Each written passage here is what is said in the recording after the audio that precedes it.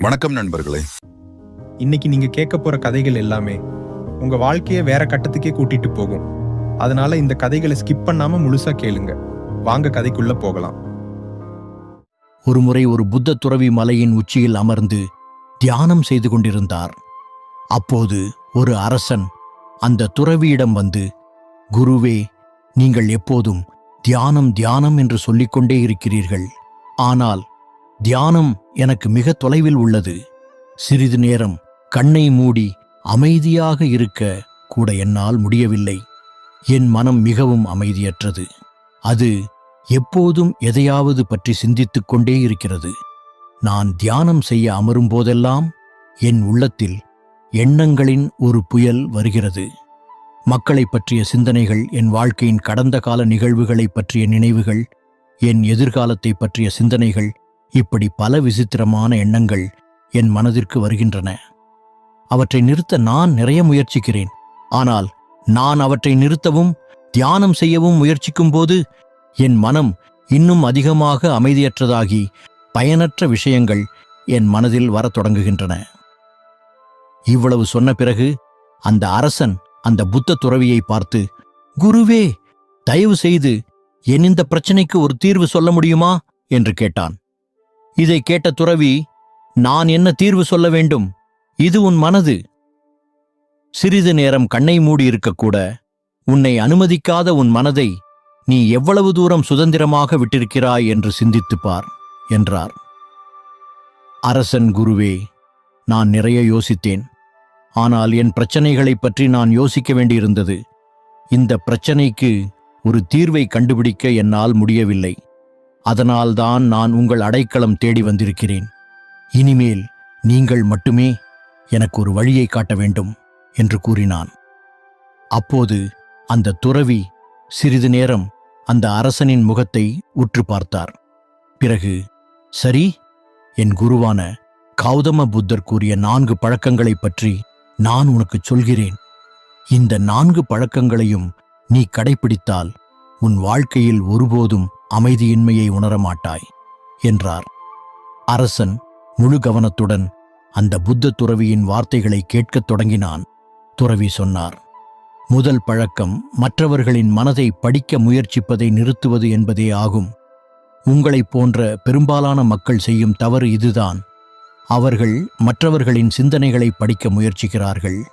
அவர் என்னை பற்றி இப்படித்தான் சிந்திக்கிறார் என்று ஊகிக்கிறார்கள். இந்த ஒரு பழக்கம்தான் உங்களை மிகவும் அதிகமாக அமைதியற்றவர்களாகவும் வருத்தப்படுபவர்களாகவும் ஆக்குகிறது.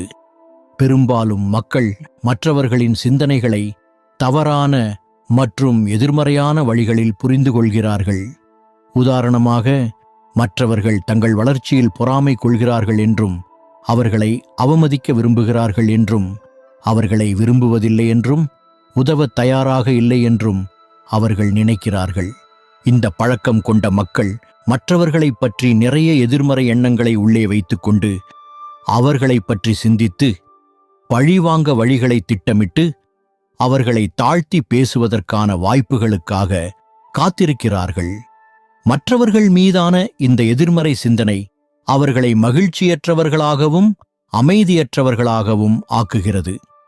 எனவே மற்றவர்கள் என்ன நினைக்கிறார்கள் என்று ஊகிப்பதை நிறுத்துங்கள்.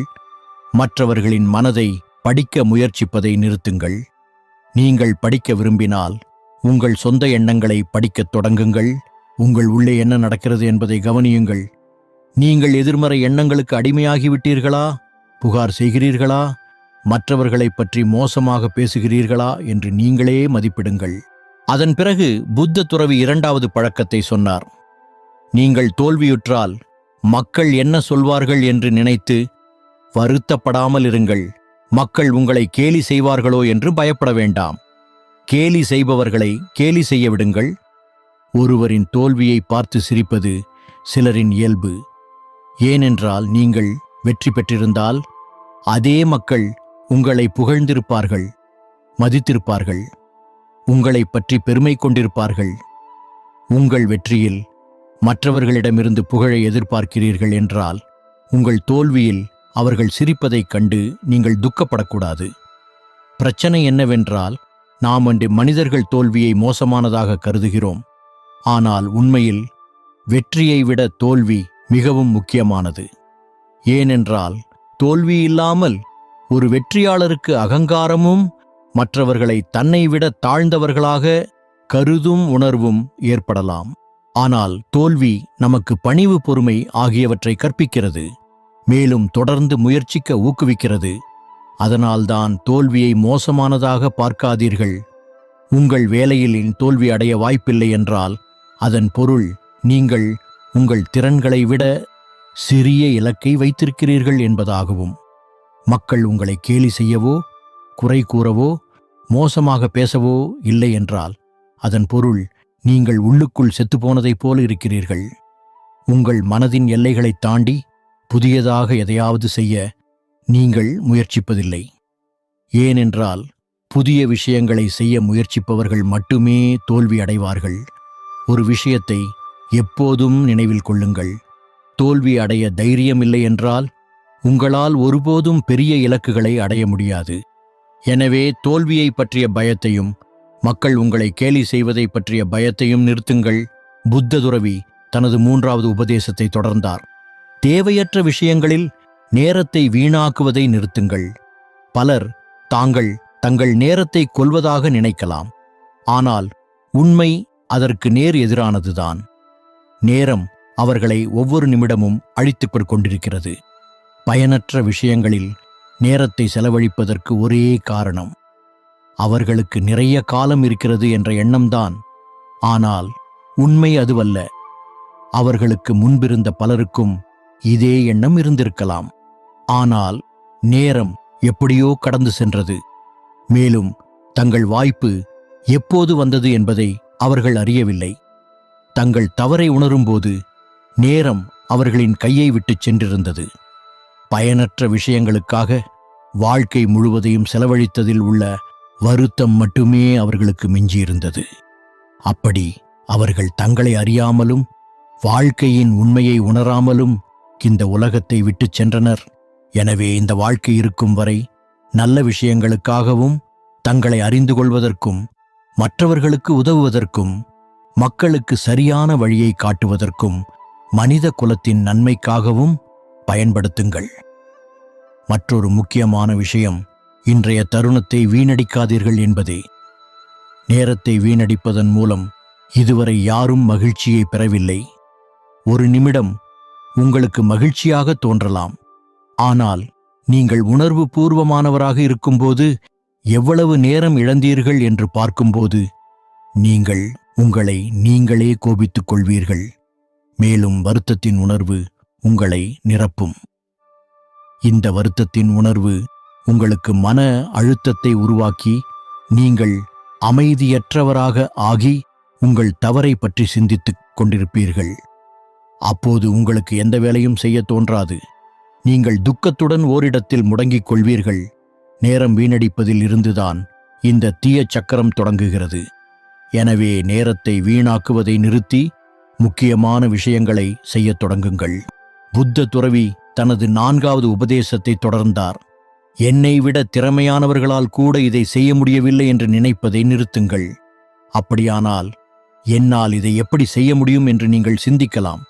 உண்மையில் எந்த விதத்திலும் உங்களை மற்றவர்களுடன் ஒப்பிடுவது ஒருபோதும் பயனுள்ளதாக இருக்காது. இந்த ஒப்பீடு நமக்கு மட்டுமே தீங்கு விளைவிக்கும். ஒவ்வொருவரின் சூழ்நிலைகளும் சிந்தனை முறைகளும் வேறுபட்டவை. மற்றவர்களால் ஒரு காரியத்தை செய்ய முடியாவிட்டால் உங்களால் அதை செய்ய முடியும். ஏனென்றால் பெரும்பாலும் பெரிய எதிர்பார்ப்புகள் இல்லாத சாதாரண மனிதர்கள்தான் வரலாற்றை படைக்கிறார்கள். நீங்கள் பெரியவர் என்று கருதிய, கடினமாக உழைத்தார் என்று நீங்கள் நம்பும் நபர் ஒருவேளை அவ்வளவு முயற்சி செய்திருக்க மாட்டார். அவர்கள் கடினமாக உழைப்பதாக நடித்திருக்கலாம். ஏனென்றால் பெரும்பாலான மக்கள் தங்கள் இலக்குகளை அடைய தேவையான அளவு கடினமாக உழைப்பதில்லை. அவர்கள் மற்றவர்களின் முன்தான் நிறைய கஷ்டப்பட்டதாக காட்ட முயற்சிப்பார்கள். மேலும் தங்கள் அதிர்ஷ்டம் மோசமாக இருந்தது என்று கூறுவார்கள். இத்தகைய நபர்கள்தான் உரையாடல்களில் மற்றவர்களிடம் நான் இவ்வளவு முயற்சித்தும் வெற்றி பெறவில்லை என்றால் நீங்கள் எப்படி வெற்றி பெறுவீர்கள் என்று கூறுவார்கள். ஆனால் உள்ளுக்குள் அவர்கள் செய்ய வேண்டிய அளவு முயற்சி செய்யவில்லை என்று அவர்களுக்கு தெரியும். இது மற்றவர்களின் முன் தங்கள் கௌரவத்தை காப்பாற்றவும் மற்றவர் தன்னை விட முன்னேறி செல்லக்கூடாது என்ற பயத்தாலும் ஆகும். அவர்கள் தங்கள் பாதியில் விட்ட முயற்சிகளைப் பற்றி பயப்படுகிறார்கள். மேலும் நானே இதைச் செய்து தோல்வி அடைந்து விட்டேனே, பிறகு நீங்கள் எப்படி வெற்றி பெறுவீர்கள் என்று கேட்டு மற்றவர்களின் நம்பிக்கையை கெடுக்கிறார்கள். எனவே ஒரு தோல்வி அடைந்த நபரை பார்த்து உங்களுக்கும் எங்காவது தவறு நேர்ந்து விடுமோ என்று பயப்படுவதை நிறுத்துங்கள். உங்கள் திறமையின் உச்சபட்ச முயற்சியை செய்யுங்கள். மீதமுள்ள விஷயங்களை நேரத்திடம் விட்டுவிடுங்கள். துறவி தொடர்ந்து அறிவுறுத்தினார். நீங்கள் இந்த 4 தீய பழக்கங்களையும் தவிர்த்தால் உங்கள் மனம் முற்றிலும் அமைதியாகிவிடும். அப்போது நீங்கள் உங்கள் எண்ணங்களை எங்கு வேண்டுமானாலும் ஒருமுகப்படுத்த முடியும். இவ்வளவு சொன்ன பிறகு துறவி அமைதியானார். அரசனுக்கு தான் என்ன செய்ய வேண்டும் என்பது தெளிவாக புரிந்தது. அவன் அந்த 4 பழக்கங்களையும் மனதிலிருந்து என்றென்றைக்கும் விலக்க முடிவு செய்தான். அந்த புத்த துறவிக்கு நன்றி சொன்ன பிறகு அவன் அங்கிருந்து புறப்பட்டான். பிரியமானவர்களே, மற்றவர்கள் நம்மை பற்றி என்ன நினைக்கிறார்கள் என்று நினைத்து நாம் அமைதியற்றவராக இருக்க தேவையில்லை. நான் ஏதாவது ஒரு செயலை செய்தால் மக்கள் என் முயற்சியை கேலி செய்வார்களோ என்றும் பயப்பட வேண்டியதில்லை. மேலும் நம் விலைமதிப்பற்ற நேரத்தை பயனற்ற விஷயங்களுக்காக நாம் ஒருபோதும் வீணடிக்கக்கூடாது. அதேபோல ஒருவரால் ஒரு காரியத்தை செய்ய முடியவில்லை என்றால் என்னாலும் அது முடியாது என்று ஒருபோதும் சிந்திக்காதீர்கள். நீங்கள் நேர்மையுடன் எந்த ஒரு செயலை செய்தாலும் எந்த வேலையும் சிறியதல்ல பெரியதல்ல. இறுதியில் நீங்கள் நிச்சயமாக வெற்றியை அடைவீர்கள். அதனால் நண்பர்களே, இந்த காணொளியிலிருந்து நீங்கள் விலைமதிப்பற்ற சில விஷயங்களை புரிந்து கொண்டீர்கள். ஒரு காலை நேரத்துல அமைதியான சூழல்ல ஒரு தோட்டத்துல அமர்ந்து புத்தர் தனது சீடர்களுக்கு வாழ்க்கை தத்துவங்களை போதனை செஞ்சுக்கிட்டு இருந்தாரு. அப்போ 60 வயது மதிக்கத்தக்க ஒரு மனிதர் தயங்கி தயங்கி வந்து எதுவும் பேசாம அமைதியா அங்க நின்னாரு. அந்த மனிதர் ஒரு ஆன்மீகவாதி, ஆழ்ந்த பக்திமான். தன் வாழ்நாள் முழுவதும் இறைவனின் புகழை பரப்பி வந்தவர். பல வழிபாட்டு தலங்களை மக்களுக்காக கட்டி கொடுத்தவர்.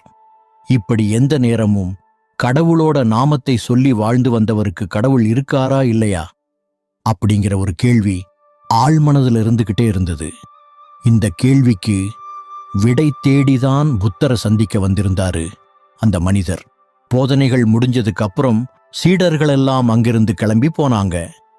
இப்போ அந்த நபர் புத்தரை வணங்கிட்டு தன்னை பத்தி எல்லா விஷயங்களையும் சொல்லிட்டு கடவுள் இருக்காரா இல்லையா அப்படிங்கிற கேள்விக்கு நீங்க தான் பதில் சொல்லணும். இந்த கேள்விக்கு பதில் தெரியாமலேயே என் வாழ்க்கை முடிஞ்சிடுமோ அப்படின்னு பயமா இருக்கு. நீங்க ஒரு பெரிய ஞானி, நீங்க தான் என் கேள்விக்கு விளக்கம் கொடுத்து நான் வாழ்ந்த வாழ்க்கையின் அர்த்தத்தை சொல்லணும் அப்படின்னு கெஞ்சி கேட்டாரு. எல்லாத்தையும் அமைதியா கேட்டுக்கிட்டு இருந்த புத்தர் அந்த நபர் கூர்ந்து பார்த்துட்டு அவர்கிட்ட ஐயா கடவுள் இல்ல அப்படின்னு பதில் சொன்னாரு. இது கொஞ்சம் கூட எதிர்பார்க்காத அந்த நபர் இன்ப அதிர்ச்சி அடைந்துட்டாரு. எங்கோ ஒரு மூலையில மனசுல சின்னதா கடவுள் இருக்காரா இல்லையா அப்படிங்கிற சந்தேகத்தை கடவுள் இருக்கார் அப்படின்னு சொல்லி புத்தர் அதை உறுதிப்படுத்தவாறு நம்பிக்கிட்டே இருந்த மனிதர் ரொம்ப ஏமாந்து போயிட்டாரு, ரொம்ப நொந்து போயிட்டாரு. அப்புறம் புத்தருக்கு நன்றி சொல்லிவிட்டு அங்கிருந்து கிளம்பினார். தன் வாழ்நாள் முழுவதும் தான் நம்பின ஒரு விஷயம் இப்படி பொய்ன்னு ஆயிடுச்சு அப்படின்னு ரொம்ப வருத்தம். இப்போ நான் என்ன பண்றது, என் வாழ்க்கையின் அர்த்தம் என்ன, நான் எதை தேடி போவ அப்படின்னு பல கேள்விகள் அவர் மனசுல இருந்துகிட்டே இருந்தது. ஒரு சில நாட்களுக்கு பிறகு புத்தரோட ஆசிரமத்துக்கு இன்னொருத்தர் வந்திருந்தார். அவர் தன் வாழ்நாள் முழுவதும் கடவுள் இல்லை அப்படின்னு ரொம்ப ஆழமா நம்பினது மட்டுமில்லாம அதன்படியே வாழ்ந்துகிட்டு இருந்தாரு. அது மட்டும் இல்லாம ஆயிரக்கணக்கான மக்களை கடவுள்னு யாரும் இல்ல அப்படின்னு சொல்லி அவங்கள நாத்திகவாதியா மாத்திருக்காரு. பல ஆன்மீகவாதிகள் கிட்ட ரொம்ப வலிமையான ஆதாரங்களோட விவாதம் செய்து கடவுள் இல்லை அப்படின்னு தன்னோட கருத்துக்களை ரொம்ப வலிமையா சொல்லுவாரு. ஆனா என்னதான் வாழ்க்கை முழுவதும் கடவுள் இல்லை அப்படிங்கிற நம்பிக்கையோட வாழ்ந்திருந்தாலும் அவருக்கும் ஒருவேளை கடவுள் இருக்காரோ? அதை புரிஞ்சிக்காம நாம இப்படி வாழ்ந்துகிட்டு இருக்கிறோமோ அப்படிங்கிற ஒரு சின்ன சந்தேகம் வந்தது. அப்படிப்பட்ட சூழ்நிலையில்தான் புத்தரை பத்தி கேள்விப்பட்டு அவர்கிட்ட தன் கேள்விக்கான பதில் தேடி அங்க வந்திருந்தாரு. இப்போ அவர் புத்தர்கிட்ட தான் யாரு, தன் வாழ்க்கை முறை என்ன அப்படின்னு சொன்னவரு, ஐயா கடவுள் உண்டா இல்லையா அப்படின்னு தன்னோட கேள்வியை கேட்டாரு. புத்தர் கொஞ்சம் கூட தாமதிக்காம கடவுள் இருக்காரு, உண்மைதான் அப்படின்னு பதில் சொன்னாரு. இதை கேட்ட அந்த நபருக்கு தலையில ஒரு இடி விழுந்த மாதிரி இருந்தது. புத்தருக்கு நன்றி சொல்லிட்டு கிளம்புனவருக்கு தான் வாழ்ந்த வாழ்க்கை இப்படி ஒரு பொய்யான வாழ்க்கையா போயிடுச்சு. மிச்சம் இருக்கிற வாழ்க்கையை எப்படி வாழ்வது, தன் வாழ்க்கையின் நோக்கம் என்னவா இருக்கணும் அப்படின்னு ஒரு வருத்தம் அவருக்கு அங்கிருந்து நடந்து போய்கிட்டு இருந்தாரு. இப்படி இந்த 2 நிகழ்ச்சிகளையும் பார்த்த புத்தரோட சீடர்ல ஒருத்தருக்கு ஒரே குழப்பம், கடவுள் இருக்காரா இல்லையா அப்படிங்கிற கேள்வி இப்போ அவருக்கும் வந்துடுச்சு.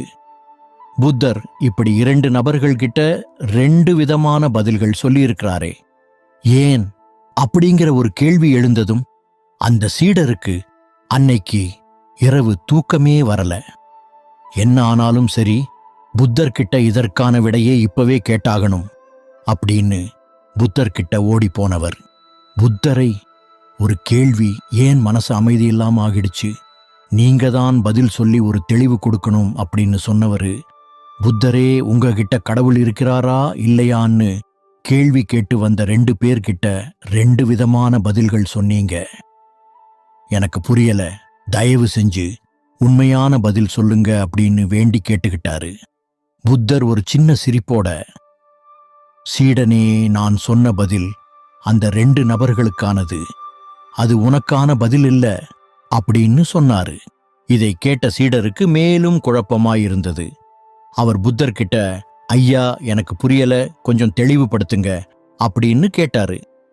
அதுக்கு புத்தர், அந்த 2 நபர்களும் இந்த ஊருக்காரங்க தானே, கொஞ்ச நாள் கழிச்சு நீயே போய் அவங்கள சந்திச்சு பேசு, அப்போ அவங்களுக்கு சொன்ன பதிலோட அர்த்தம் என்னன்னு புரியும் அப்படின்னு சொன்னாரு. சரி புத்தரே சொல்லிட்டு சீடரும் அங்கிருந்து போனாரு. இதுக்கு இடையில கடவுள் நம்பிக்கையோடு இருந்த அந்த மனிதர் ஒரு மரத்தடியில உட்கார்ந்துகிட்டு புத்தர் சொன்ன அந்த பதில மறுபடியும் நினைச்சு பார்த்தாரு. புத்தர் ஒரு பெரிய ஞானி, அவர் சொன்ன பதிலுக்கு கண்டிப்பா ஒரு அர்த்தம் இருக்கும். ஆனா கடவுள் நம்பிக்கை இல்லாம ஒரு நாள் கூட என்னால வாழ முடியாது, இப்ப நான் என்ன பண்றது அப்படின்னு ரொம்ப வருத்தமா இருந்தாரு. அப்போ அந்த வழியா ஒரு பிச்சைக்காரர் வந்தவர்.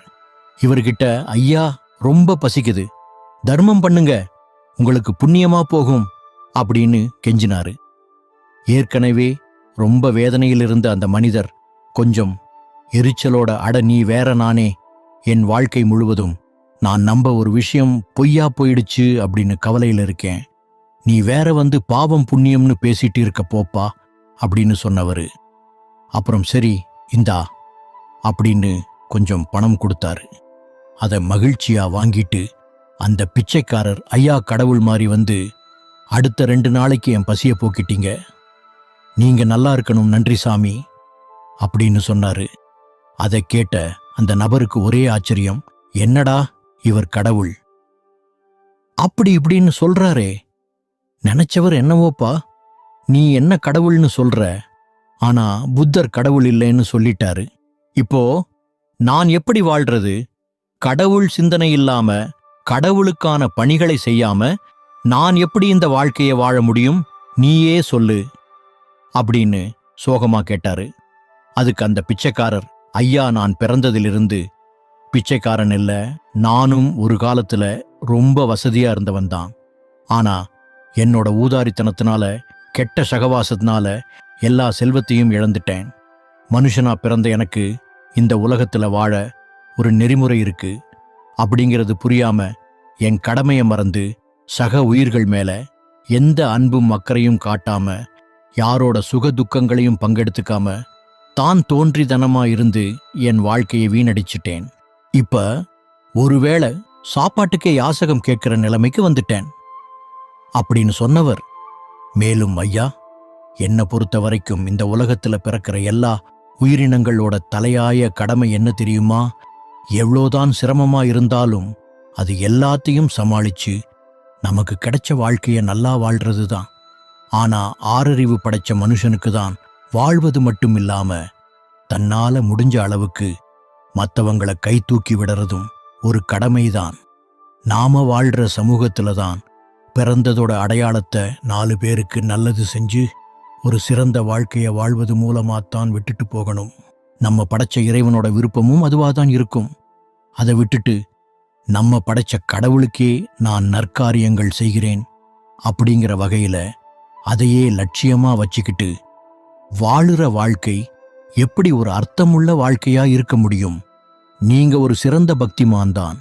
ஆனா நீங்க சக மனிதர்களுக்கு அன்பும் ஆதரவும் கொடுத்து வாழ்ற வாழ்க்கைத்தான் கடவுள் நம்பிக்கையை விட மிக சிறந்தது அப்படிங்கிறத சுட்டி காட்டத்தான் புத்தர் இல்ல அப்படின்னு சொல்லியிருக்காரு. அப்படின்னு சொன்னா அந்த பிச்சைக்காரர், நான் தான் என் வாழ்க்கையை பழகிட்டேன், நீங்களாவது உங்க வாழ்க்கையை அர்த்தமுள்ளதா மாத்திக்கோங்க அப்படின்னு சொல்லிட்டு அங்கிருந்து கிளம்பினார். அந்த மனிதருக்கு என்ன சொல்றதுன்னே தெரியல. ஆனா வாழ்க்கையோட அர்த்தத்தை ரொம்ப தெளிவா புரிஞ்சுக்கிட்டாரு. ஒரு புதிய வாழ்க்கைய வாழ தெம்போட வீட்டை நோக்கி நடக்க ஆரம்பித்தார் அந்த மனிதர். அதே மாதிரி கடவுள் நம்பிக்கை இல்லாம இருந்த அந்த நபர், என்னடா இது, புத்தர் கடவுள் இருக்கிறது உண்மைதான் அப்படின்னு சொல்லிட்டாரே, ஆனா நான் என் வாழ்நாள் முழுவதும் கடவுள் இல்லை அப்படின்னு பிரசங்கம் பண்ணிக்கிட்டே இருந்தேன், இப்ப என்ன பண்றது அப்படின்னு கவலையோடு நடந்துகிட்டு இருந்தாரு. அப்போ அந்த வழிய இவருக்கு பாடம் சொல்லிக் கொடுத்த ஆசிரியர் வந்தார். அவர் இவரை பார்த்து, என்னப்பா இவ்ளோ சோகமா இருக்கு அப்படின்னு கேட்டாரு. அதுக்கு இவர் நடந்ததை எல்லாத்தையும் சொன்னாரு. அதுக்கு அந்த ஆசிரியர் சிரிச்சுக்கிட்டே, ஆமாம்பா, நீ மனிதனை விட சக்தி வாய்ந்தவன் இங்கு யாரும் இல்ல, இந்த உலகத்துல நடக்கிறது எல்லாமே மனுஷனாலதான் அப்படிங்கிற அதீத நம்பிக்கையில் இருந்த. அது மட்டும் இல்லாம மற்றவங்களுக்கும் அதையே பிரசங்கம் பண்ண. புத்தர் கடவுள் இருக்காருன்னு சொன்னது உனக்கு ஒரு பாடத்தை கத்துக் கொடுக்கத்தான், உண்மையை உணர்த்தத்தான் அப்படின்னு சொன்னவர். இந்த உலகத்துல மனித சக்தியை விட பெரும் ஆற்றல் கொண்ட பல விஷயங்கள் இருக்கு. அந்த சக்தி இல்லாம மனித குலமே இருக்க முடியாது. அந்த ஆற்றல் பரம்பொருள். அந்த ஆற்றலை மனிதனால கட்டுப்படுத்த முடியுமா? நீயே சொல்லு. இந்த பூமி சுத்துறத மனுஷனால கட்டுப்படுத்த முடியுமா? வீசுற காத்தோட திசையை மாற்ற முடியுமா? மழையே இந்த ஊர்ல மழைய பொழி அப்படின்னு கட்டளை போட முடியுமா? இந்த பிரபஞ்சத்தை மனிதர்கள் புரிஞ்சிக்க முடியுமா? இல்ல கட்டுப்படுத்த முடியுமா? முடியாதுதானே. அப்போ நம்மள மீறி சக்தி இருக்கிறது அப்படிங்கிறத நாம உணர்கிறோம். இப்படி நமக்கு தெரியாத பல சக்திகள் இருக்கலாம் தானே. ஒரு சிலர் இப்படிப்பட்ட சக்திகளை இறை சக்தின்னு நம்புறாங்க. அதுல என்ன தப்பு? அதே மாதிரி மனிதர்களோட கட்டுப்பாட்டுக்கு உட்படாத சக்திகளை நம்புறதில்ல, அது என்ன தப்பு? ஒரு சிலர் உருவம் கொடுத்து நம்புறாங்க, ஒரு சிலர் உருவம் கொடுக்காம நம்புறாங்க. ஆனா அந்த நம்பிக்கை பொய்ன்னு சொல்லிட முடியுமா? அப்படி இன்னும் பல கேள்விகளை கேட்டாரு அந்த ஆசிரியர். இந்த கேள்விகளால நிலை குழஞ்சு போயிட்டாரு அந்த நபர். அதே நேரத்துல அவருக்கு ஒரு தெளிவும் கிடைச்சது. மனிதர்களை தாண்டியும் சக்தி இருக்கு அப்படிங்கிற உண்மையை புரிஞ்சுக்கிட்டு அந்த சக்திகள் மனிதர்களுக்கு எப்படி துணையா இருக்கு, அது இன்னும் எப்படி ஆழமா புரிஞ்சுக்கிறது.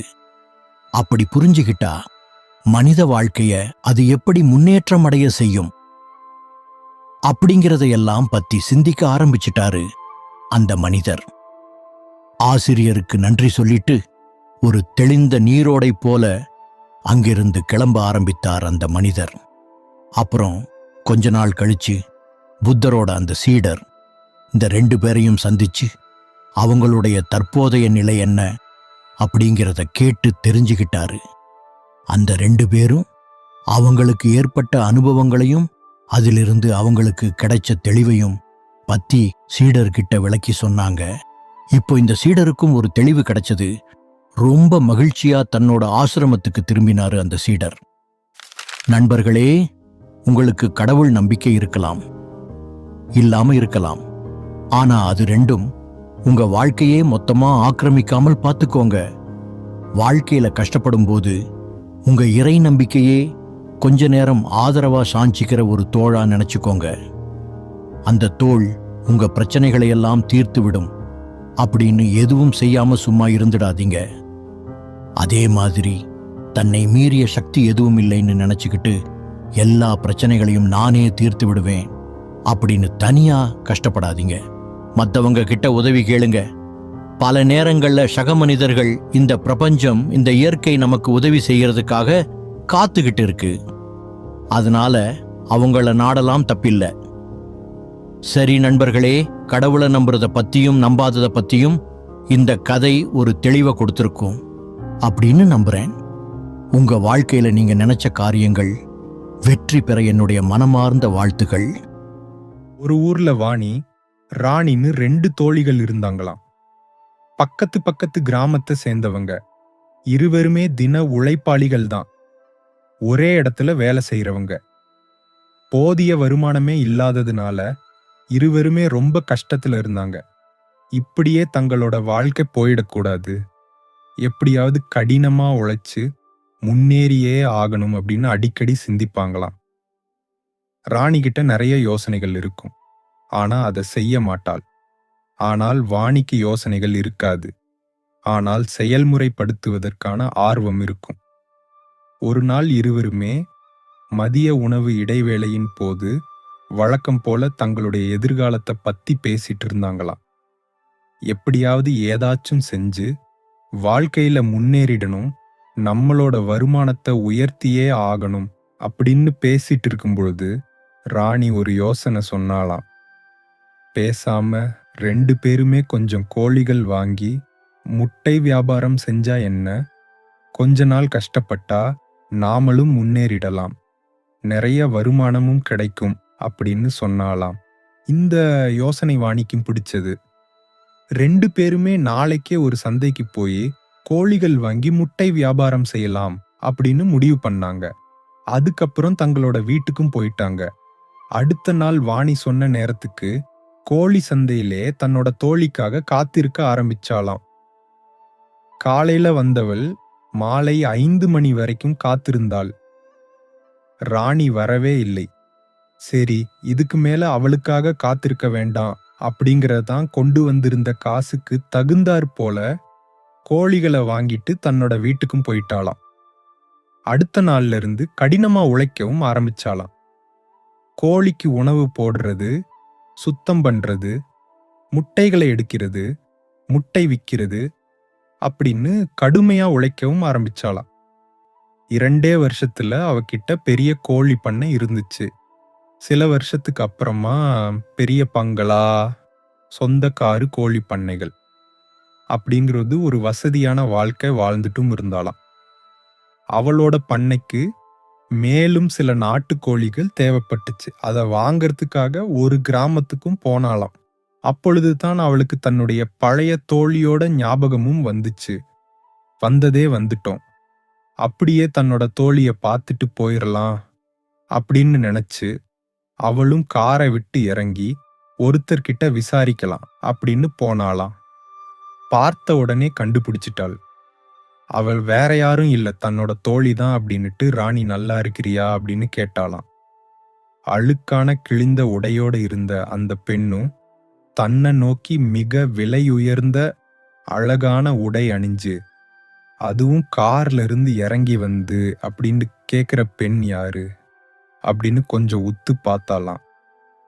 அடுத்த நிமிஷமே அவளுக்கும் அடையாளம் தெரிஞ்சிருச்சு. நல்லா இருக்கிறேன் அப்படின்னு சோகமா சொன்னாலாம். பார்த்தே ரொம்ப நாள் ஆச்சு, நிறைய வியாபார ஐடியா எல்லாம் வச்சிருப்ப, என்னை விட மிகச்சிறந்த ஆளா இருப்ப அப்படின்னு நினைச்சிட்டு இருந்தேன். ஆனா நீ இங்க என்ன பண்ணிட்டு இருக்க அப்படின்னு கேட்டாள் வாணி. அதுக்கு ராணி, நானா இந்த பண்ணையில கூலி வேலை செஞ்சுட்டே இருக்கேன், என்னோட வாழ்க்கை அப்படியே தான் இருக்குது. ஆனா நீ ரொம்ப நல்லா இருக்கிற போல இருக்கு, ஆண்டவன் உனக்கு நிறைய கொடுத்திருப்பான் போல இருக்குது, உனக்கு அள்ளி அள்ளி கொடுத்த ஆண்டவன் எனக்கு கிள்ளி கூட கொடுக்கல. என்னோட நிலைமை அப்படியே தான் இருக்குது. நான் இன்னும் வறுமையிலேயே தான் தவிச்சுக்கிட்டு இருக்கிறேன் அப்படின்னு ரொம்ப கவலையோட சொன்னாளாம். இத கேட்ட வாணி சிரிச்சிட்டு எனக்கு ஒரு சந்தேகம். நீதான் அன்னைக்கு கொஞ்சம் கோழிகள் வாங்கலாம், முட்டை வியாபாரம் செய்யலாம் அப்படின்றது சொன்ன. கோழி சந்தைக்கும் இத்தனை மணிக்கு வா அப்படின்றது சொன்ன. உனக்காக ரொம்ப நேரமா சந்தையிலேயே காத்துட்டு இருந்தேன். ஆனா நீ வரவே இல்லை, ஏன் வரல அப்படின்னு கேட்டாளாம். அதுக்கு ராணி சொன்னாள், ஓ அதுவா, அன்னைக்கு சாயந்திரமே என்னோட அக்கா கிட்ட நம்மளோட திட்டத்தை பத்தி சொன்னேன். அதுக்கு அவ சொன்னா, முன்ன பின்ன உனக்கு கோழி பத்தி ஏதாச்சும் தெரியுமா? அதை எப்படி பராமரிக்கிறது இதெல்லாம் உனக்கு தெரியுமா? அதுக்கு நீ தினமும் தீனி கொடுக்கணும், தண்ணி கொடுக்கணும். இதெல்லாம் இதுக்கு முன்னாடி பண்ணி இருக்கியா? ஒருவேளை அந்த கோழிகளுக்கு நோய்வாய்ப்பட்டுச்சுன்னா நீ என்ன செய்வா? ஒருவேளை அந்த கோழிகள் இறந்தே போயிடுச்சு, அப்ப நீ என்ன செய்ய போற அப்படின்னு கேட்டா. அப்ப அவ சொல்றதும் சரின்னு எனக்கு பட்டுச்சு. அதனாலதான் நாம அன்னைக்கு சந்தைக்கு வரல அப்படின்றது சொன்னாலாம். அத கேட்ட வாணி குபீர்னு சிரிச்சட்டே, ஓ வாங்காத கோழி நோய்வாய்ப்பட்டு இறந்து போயிட்டா என்ன செய்யறது அப்படின்னு நினைச்சுதான் நீ அன்னைக்கு வரலையா அப்படின்னு கேட்டாளாம். அதுக்கப்புறம் சரி நான் போயிட்டு வரேன், மேலேயும் உனக்கு ஏதாச்சும் உதவினா என்ன பாரு அப்படின்னு சொல்லிட்டும் அங்கிருந்து போயிட்டாளாம். தன்னோட தோழியோட வளர்ச்சியை பார்த்து, நான் ஐடியா கொடுத்தவளெல்லாம் நல்லா இருக்கிறா, என்னோட நிலைமை தான் எந்த வளர்ச்சியும் இல்லாமையே போயிட்டே இருக்குது அப்படின்னு நினைச்சு ரொம்ப வருத்தத்தோட தன்னோட வீட்டுக்கும் தன்னோட அக்கா கிட்ட நடந்த எல்லா விஷயத்தையும் சொன்னாளாம்.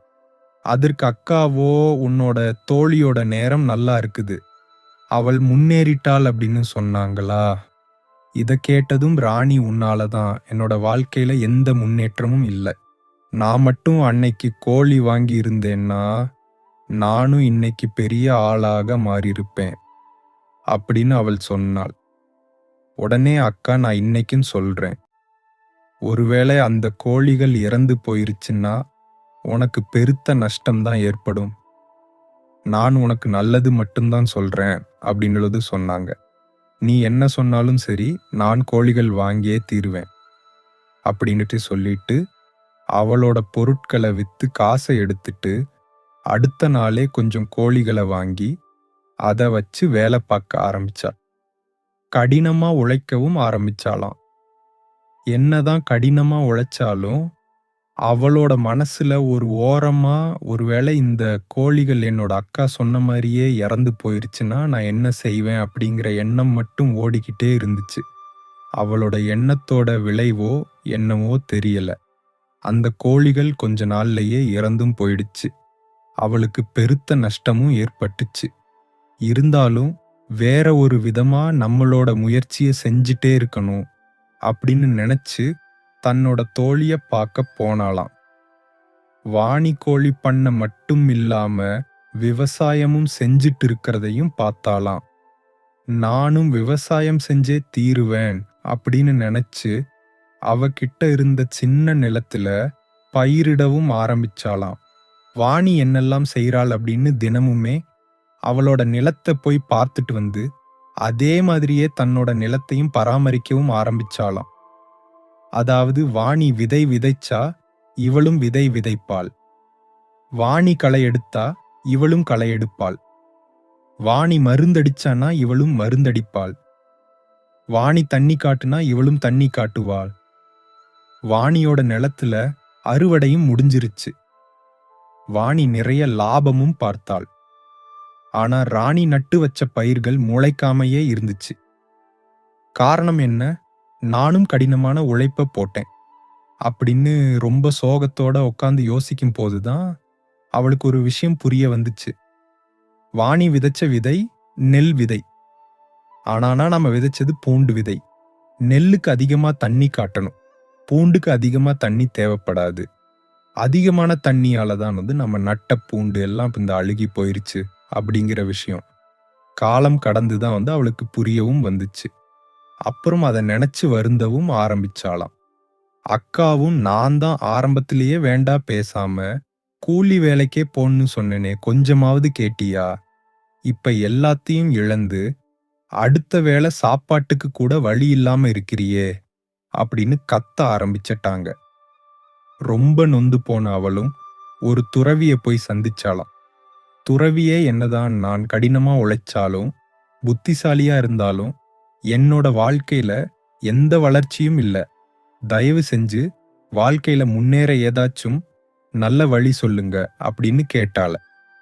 துறவியும் நான் ஒரு கதை சொல்றேன் கேளு அப்படின்னு சொல்லி கதைய சொல்ல ஆரம்பிச்சாராம். ஒரு அரசர் ஒரு நாட்டை நல்லாட்சி புரிஞ்சிட்டு வந்தாராம். அவர் மிகச்சிறந்த கடவுள் பக்தராம். தினமுமே கடவுளை தொழுத பிறகுதான் ஆகாரம் எடுப்பாராம். ஒரு நாள் அந்த அரசர் காட்டுக்குள்ள வேட்டையாட போயிருந்தாராம். ரொம்ப இருட்டானதுனால வேற வழி இல்லாம காட்டிலேயே தங்கிடலாம் அப்படின்னு முடிவெடுத்தாராம். கூடாரம் அமைச்சு காட்டுக்குள்ளாலேயே தங்கினாராம்.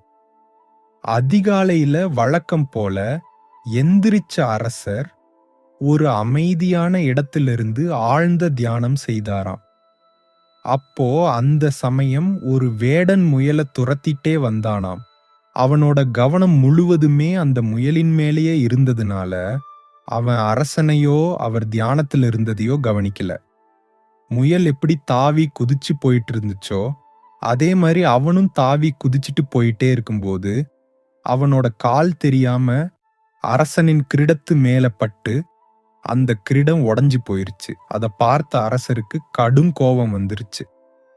உடனே இந்த வேடனை கைது செய்யுங்கள் அப்படின்னு தன்னோட வீரர்களுக்கு கட்டளையிட்டாராம். வீரர்களும் அந்த வேடனை துரத்திட்டு காட்டுக்குள்ளாலையும் போனாங்களாம். காட்டுக்குள்ளால ஓடி பழக்கப்பட்ட வேடனோட வேகத்துக்கு ஈடு கொடுக்க முடியாத வீரர்கள் அவனை பிடிக்க முடியாம சோர்ந்து போன முகத்தோட கூடாரத்துக்கும் வந்தாங்களாம். அவங்களோட முகத்தை பார்த்த மன்னனுக்கு மேலும் கோபம் அதிகமாயிடுச்சு.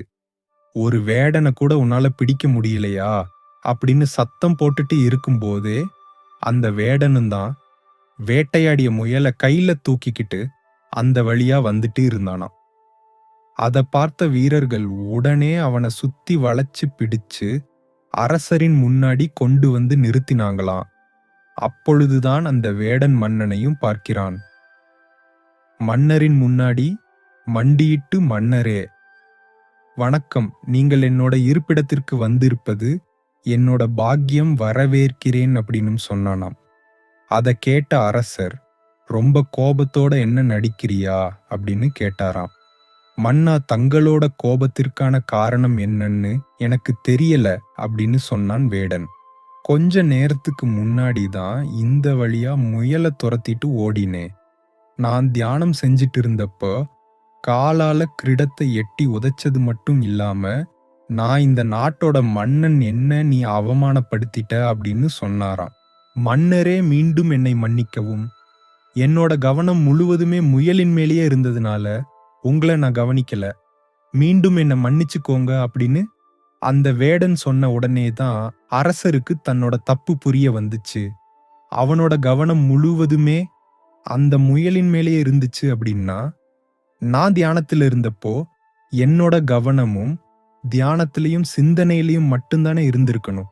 எப்போ என்னோட கவனம் சிதறுச்சு அப்படின்னு யோசிச்சு பார்த்த போதுதான் அரசருக்கு ஒரு விஷயமே புரிய வந்துச்சு.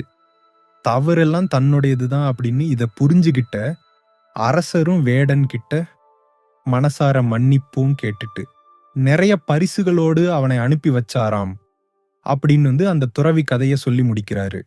இந்த மன்னரோட கவன சிதறலுக்கு என்ன காரணம் தெரியுமா? புதிய சூழ்நிலை காட்டு விலங்குகளால உயிருக்கு ஆபத்து ஏற்பட்டு விடுமோ அப்படிங்கிற பயம், அந்த காட்டுக்குள்ள விலங்குகளோட சத்தம், இதனாலதான் அவனோட வேலையில அவனால முழு கவனத்தை செலுத்தவே முடியல. இதே மாதிரிதான் நீயும்.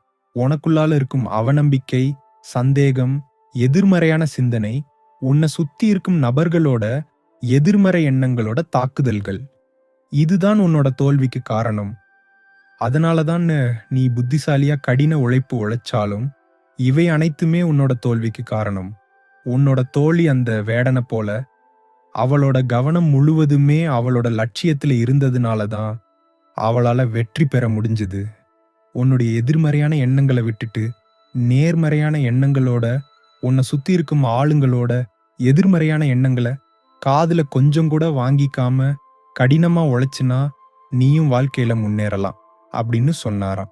அவளும் தன்னுடைய தவறுகளை உணர்ந்து துறவிக்கு நன்றியும் சொல்லிட்டு வாழ்க்கையில நேர்மறையான எண்ணத்தோடு முன்னேறினான். Doctor APJ. அப்துல் கலாம் கனவு காணுங்கள் அப்படிங்கறதுன்னு சொல்லி இருக்கிறாரு.